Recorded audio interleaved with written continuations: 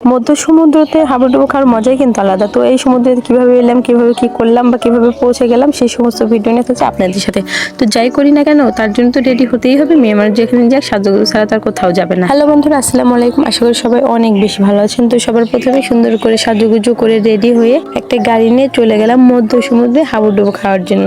যাই হোক, আপনারা দেখতে থাকে আমি কোথায় যাই আর কোথায় কিভাবে যে সেখানে পৌঁছে যাই সেটা আপনাদের সাথে দেখাবো। তার জন্য অবশ্যই আমার ভিডিওটা পুরাটুকু দেখতে হবে। তো প্রথম দিকে আমরা একটা জায়গায় যাওয়ার উদ্দেশ্যে রওনা হই। তো দেখেন, এটা হলো সিরাজগঞ্জের হাট পয়েন্টের মেইন গেট। তো এই গেট দিয়ে আমি প্রবেশ করলাম। তো আমরা মেইন উদ্দেশ্যে হাট পয়েন্ট দেখার উদ্দেশ্যে এসেছিলাম, কিন্তু আজকের দিনটা এতটা পরিমাণে গরম কি আর বলবো আপনাদের।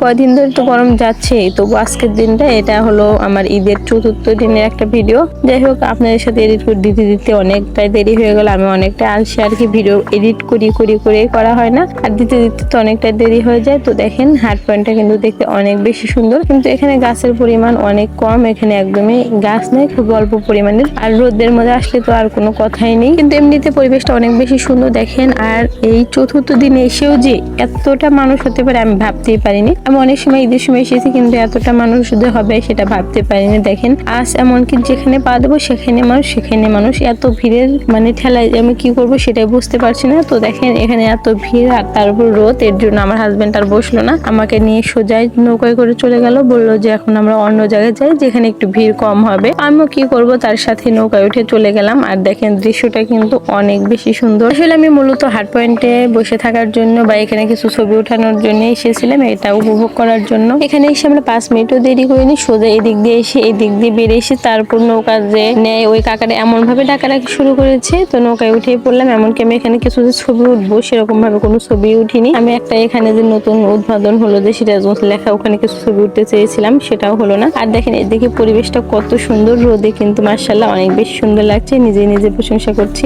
যাই হোক, দেখেন দৃশ্যটাও কিন্তু অনেক বেশি সুন্দর, একদম ঝলকানো রোদ, তার উপরে নদীর পানি। কিন্তু নদীর পানিটা কেন জানি না খোলা হচ্ছে, হয়তো বা নদীর পানি বাড়ছে তার জন্য। এদিকে আমাদের নৌকাটা অনেক বড় নৌকা, আর নৌকাতে অনেক মানুষই উঠেছে। মামা একদম লাস্ট পর্যন্ত তুলেছে, এমনকি নৌকাতে ছাড়ছে ওই সময় অনেক লোককে উঠিয়েছে। তো দেখেন, আমি এদিকে নৌকার পার একদম মরিতে বসে পানির ভিডিও করছি। এভাবে ভিডিও করতে করতে মনে হলো যে হাত থেকে ফোনটা পড়ে যাবে। আসলে আমি ফোন নিয়ে অনেক বেশি সিরিয়াস থাকি। যাই হোক, আমি অনেক কষ্ট করে বা অনেক রিস্ক নিয়ে ভিডিও করেছি, ভিডিওগুলা নেওয়ার জন্য, আপনাদের সাথে শেয়ার করার জন্য।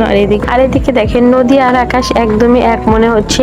নদীর যে কালার আর আকাশের যে কালার একদম মিলে গেছে, বোঝাই যাচ্ছে না যে এখানে আলাদা নদী আর আলাদা আকাশ আছে। মনে হচ্ছে যে আকাশ আর নদী একাকার হয়ে গেছে। যাই হোক, মনে হচ্ছে যে নদীর কোলে আকাশ ঢলে পড়েছে।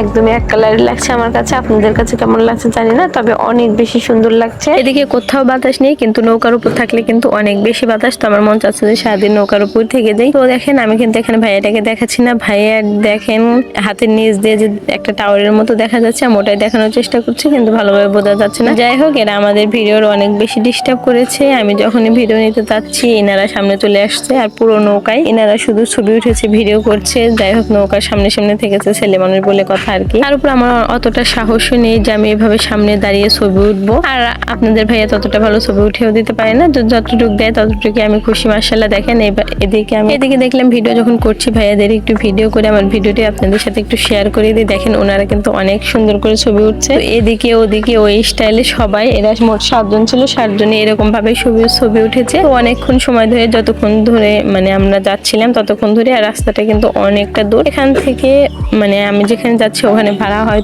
20 টাকায়, কিন্তু রাস্তাটা অনেকটাই দূর। তো নৌকাত করেও দেখেন কতটা দেরি হচ্ছে যাতে আর কি। আর দেখেন, এদিকে আমি বলতে আমরা সবাই নৌকায়, সবাই শুধু এনাদেরই এই ইগুলো দেখে যাচ্ছি, এনারা কিভাবে ফটোশুট করছে। আর এদিকে দেখেন, রোডটা কিন্তু একদম কি সুন্দর, নদীর গা ঘেঁষে পড়েছে, দেখতে কিন্তু মাশাআল্লাহ অনেক বেশি সুন্দর লাগছে, একদম লাল টুকটুকে, তারপর ঝলকানো। দেখতে দেখতে অবশেষে আমরা পৌঁছে গেলাম। এখনো হয়তো বা পৌঁছাইনি, কিন্তু এই যে দূরে টাওয়ার গুলো দেখছেন, যে আমি আসলে মূলত এখানে যাবো, এটা হলো ক্রসবার। যাই হোক, এদিকে দেখেন অনেকগুলো ভাইয়া হয়তো পিকনিকে এসেছিল, ওনারা এখানে গোসল দিচ্ছে। তো অবশেষে দেখতে দেখতে আমরা পৌঁছে গেলাম। আর এখানে আমাদের নামতে হবে, নামার ওইরকম কোনো জায়গা নেই। আর এদিকে নদী, এদিকে ভাঙন দিয়েছি, আর এখানে আমাদের নামতে হবে। আপনাদের ভাইয়া হয়তো ভেবেছিলাম নামতে পারবো না, উনি আমাকে নামিয়ে দেওয়ার চেষ্টা করছিল, কিন্তু ওনার আগে আমি লাফ দিয়ে নেমে পড়ছি, সেটা ভাবতে পারিনি। যাই হোক, দেখেন আমরা দুজনে গিয়েছিলাম, বাচ্চাদেরকে আর নিয়ে যাইনি এত গরমে আর এত রোদে। আমি ভাবছিলাম যে বাসায় হয়তো বাতাস না থাকলেও এখানে বাতাস থাকবেই, কিন্তু এখানেও যে বাতাস থাকবেন এটা ভাবতেই পারিনি। তো এখানে দেখার মতো তেমন কিছুই পেলাম না, শুধু মানুষ। তো উপরে গিয়ে এতটা পরিমাণে মানুষ সেটা ভাবতেই পারিনি। ওখানে যে মানুষ ছিল তার থেকে এখানে আরো বেশি, মানে